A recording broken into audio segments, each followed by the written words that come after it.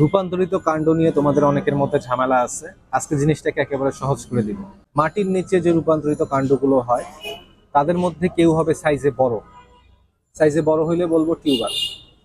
কেউ হবে সাইজে ছোট, ছোট বলতে পুরো পেঁয়াজটা কিন্তু কাণ্ড না, পেঁয়াজের এই গোড়াটা হচ্ছে কাণ্ড। যদি এরকম হয় রেখে বলবো বাল্ব। তাহলে বড় হলে টিউবার, ছোট হলে বাল্ব। যদি মাটির নিচে থাকা কাণ্ডটা আনুভূমিকভাবে লম্বা হয়, বুঝতেছো না, সাইড বাই সাইড লম্বা হয়, যেমন আদা হলুদ, সেটাকে আমরা বলবো হচ্ছে রাইজোম। আর যদি মাটির নিচে থাকা কাণ্ডটা উলম্ব ভাবে লম্বা হয়, ওই যে ওইখানে আছে দেখো কচু, হ্যাঁ ওল কচু, ওর যে ভিতরে মাটির নিচে কাণ্ড আছে, দেখাতে পারতেছি না, দেখাইলে আবার ঝামেলা হবে। ওর কাণ্ড কিন্তু উলম্ব ভাবে লম্বা হয়। উলম্ব ভাবে লম্বা হলে সেটাকে বলা হয় কর্ম।